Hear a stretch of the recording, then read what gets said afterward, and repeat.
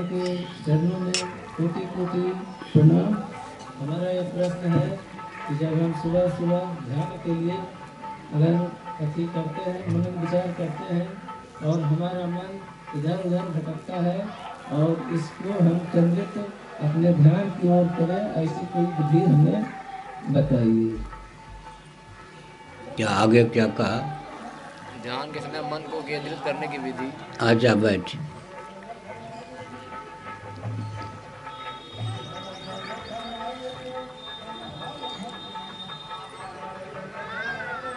जिसकी आसक्ति नोटों के बंडल, हीरे जवाहरात, सोने की मुद्रा में हो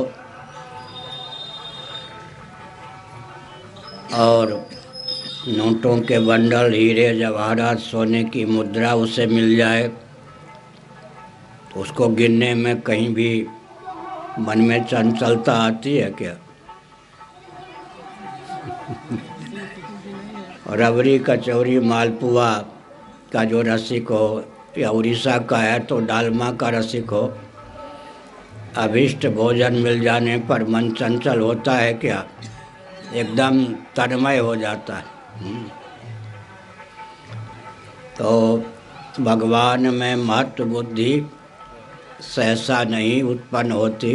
भगवद गीता के 18वें अध्याय में कहा गया, अभ्यासाद् रमते यत्र दुःखांतं च निगच्छति। अभ्यास करते करते भगवत भजन में रति उत्पन्न होती है। रति और प्रीति उत्पन्न हो जाने पर मन में चंचलता नहीं रह जाती। उमा राम स्वभाव जय जाना, ताई भजन तज भावना आना। मन तनिक भी चंचलता का परिचय नहीं देता, बिल्कुल भगवत भजन में ही सराबोर हो जाता है। लेकिन महाभारत के शांति पर्व में यह भी बताया गया कि जब कोई व्यक्ति ध्यान करता है तो मन चंचल होता है। यह जो चंचलता है मन की, यह सफलता की कसौटी है या नहीं? एकाएक बात समझ में नहीं आएगी। किसी कमरे में 4 महीने से झाड़ू पोछा न लगा हो और कोई व्यक्ति 4 महीने के बाद झाड़ू पोछा लगाने का प्रयास करे तो धूल उड़ेगी या नहीं? तो धूल का उड़ना सफलता है या असफलता? सफलता है या नहीं? अगर धूल जमी ही ना होती तो उड़ती क्यों? लेकिन वो धूल उड़ करके आँखों को विकृत करती है। तो आँखों तक धूल न पहुँचे इसके विधा क्या है?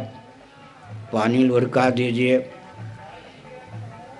और नारियल के अंश से बना हुआ झाड़ू से उसको अच्छी प्रकार रगड़ कर धूल को बहा दीजिए, तो धूल का जमना शांत भी होगा, आँख विकृत होने से बचेगी। फिर भी अगर सीमेंटेड भूमि है, पक्की भूमि है, तो उसमें दाग दिखाई पड़ेंगे।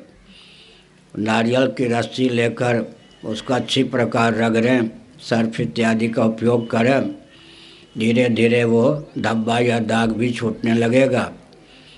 अब जो 4 महीने बाद पोछा झाड़ू का काम चला, उसको यूँ रूप दें कि प्रतिदिन 5 बार झाड़ू पोछा कमरे में लगे, तब धूल उड़ना बंद होगा। ठीक इसी प्रकार से जन्म जन्मांतरों के संस्कार मन में सन्निहित हैं। जब व्यक्ति ध्यान करने लगता है तो वो संस्कार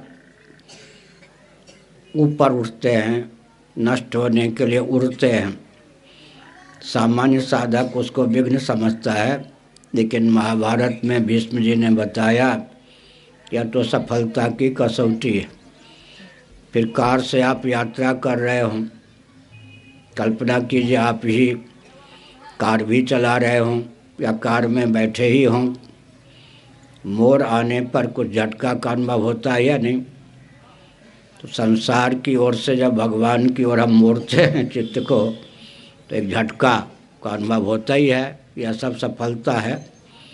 और धीरे धीरे अभ्यासाद् रमते यत्र दुखांतम च निगच्छति, हमने कहा अभ्यास करते करते मन को जब भजन का चस्का लग जाता है तो ताहि भजन तज आओ भावना आना, फिर मन में तनिक भी चंचलता नहीं रह जाती। इस पद पर तो मैं नहीं था, वृंदावन धाम में पुजोरिया बाजी महाभाग के आश्रम में रहता था।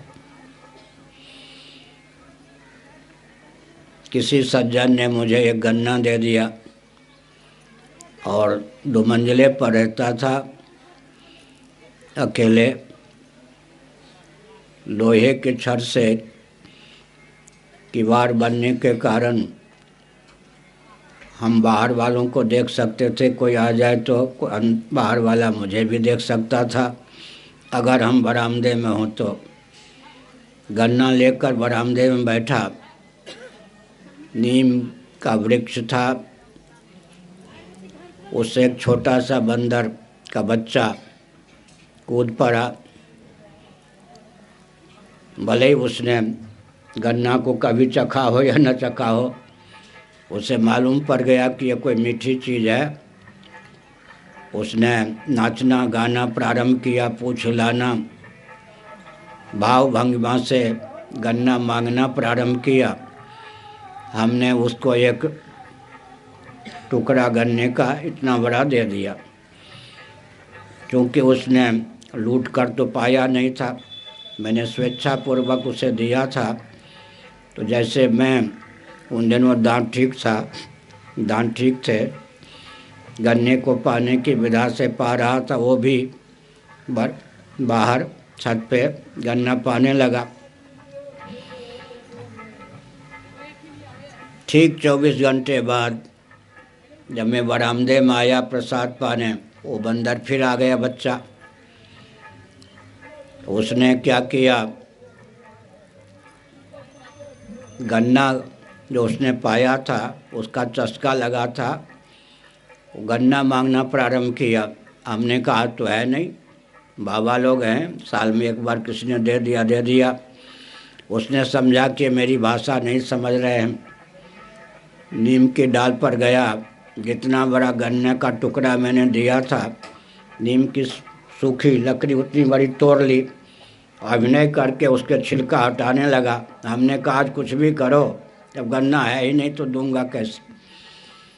तो एक बंदर जैसा चंचल, अभी बच्चा तो चंचल होता ही है, बंदर का बच्चा अत्यंत चंचल होता है, उसको भी चस्का लग गया ना गन्ने का। 24 घंटे बाद बिना घड़ी के ही ठीक समय पर आया और गन्ना पाने के लिए किलकारी मारने लगा, पूछ हिलाने लगा। तो इसका अर्थ क्या है, अभीष्ट वस्तु की प्राप्ति हो जाने पर मन में तनिक भी चंचलता का उदय नहीं होता, लेकिन भगवान तो अभीष्ट हैं ही। तथापि एक विचित्र उदाहरण दिया तुलसीदास जी ने। किसी को विष लग गया हो, विष का प्रकोप हो, तो नीम की पत्ती, कड़वे नीम की पत्ती कड़वी होने पर भी मीठी लगती है। इसी प्रकार से जो मई राम लागते मीठे, तुलसीदास जी ने कहा, तो नवरस सडरस रस अनरस हो ही जाते सब सीठे। भगवान मधुर हैं, मधुराधिपते अखिलम मधुरम रसो वैसा। लेकिन विषय रस का सेवन करते करते भगवान ही कड़वे लगने लगे, उल्टी बात हो गई। एक अच्छी घटना है, एक कोई गोरखपुर का व्यक्ति था, घर द्वार छोड़ के आचार्य शास्त्री भी पास था, BA भी पास था, आ गया। मुझे मालूम पड़ा कि ये तो घर द्वार छोड़ के भाग आया है, पत्नी आदि को छोड़ के युवक है। मैंने कहा ये सब नहीं, बवंडर मत पारो, घर जाओ। और मेरे पूज्य गुरुदेव के पास दीक्षा लेने की भावना से आया था। फिर उसको मैंने देखा कि वो तम्बाकू यूँ करके पा रहा था। मैंने डांट दिया, तम्बाकू भी पाओगे, बाबा भी बन के रहना चाहते हो। उसने सुन ली मेरी बात, लेकिन मुझे पित्त का प्रकोप था, पित्त उभर आया। मेरे साथ मेरे अत्यंत परिचित मित्रवत स्वामी चिन्मयानंद जी महाराज थे, उनको मैंने संकेत किया कि सौंफ जानते हैं ना, कि थोड़ा दीजिए ताकि उसको चबाऊं तो पित्त का प्रकोप शांत हो। उन्होंने क्या किया, सौंफ को यूँ किया, छोटे छोटे कोई डंठल हो तो हट जाए। दूर से वो बाबा जो नया बना था या बाबा बनने के लिए आया, वो देख रहा था, उसको हुआ कि मुझे तो डांट दिया, तम्बाकू खाने से स्वयं खाते हैं, और संकेत किया सामने वाले बाबा को कि दो, वो यूँ यूँ कर रहे, वो लपका। हमने चिन्मयानंद जी महाराज को संकेत किया कि ये धोखे में आया है, सौंफ को तम्बाकू समझकर थोड़ा सा चुपके से चुटकी में लेकर इसकी हथेली पर डाल ली। उन्होंने डाल दिया, उसको यह नहीं पता कि सौंफ है, उसने मुंह में डाल दिया, अपने मुंह में। उसके बाद मैंने देखा कि ऊपर से थूकने लगा। मैंने कहा ये क्या बात है, सुनो क्या है, क्या है ये? महाराज सौंफ। हमने कहा सौंफ कोई थूकने की चीज़ है, क्षमा कीजिए, मैंने सोचा कि आप तम्बाकू चुपके से पाते हैं, तम्बाकू समझकर मुंह में डाल लिया। तो हमने कहा कोई विष है ये? सौंफ, आपको क्या पता, आप तम्बाकू नहीं खाते हैं ना। तम्बाकू खाने वालों को सौंफ अगर खाने को ले दिया जाए तो उल्टी का बेग होता। मुझे क्या अनुभव समझ गए ना, उल्टी बात हो गई ना। नया व्यक्ति जिसने कभी तम्बाकू का सेवन न किया हो, उसे तम्बाकू दे दें तो उल्टी का बेग होगा, लेकिन तम्बाकू खाते खाते उसमें जो रस बुद्धि हो जाती है, उसका जो आदी हो जाता है, उसे सौंफ मुंह में डाल दें तो उल्टी का बेग होता है। इसी प्रकार भगवान तो रस रूप हैं, लेकिन विषय रस का सेवन करते करते विषय रस के हम इतने आदी हो गए हैं कि भगवान ही हमको फीके लगते हैं। धीरे धीरे अभ्यास करने पर मन रमता है, आरंभ में मन चंचलता का परिचय देता है। और कोई प्रश्न?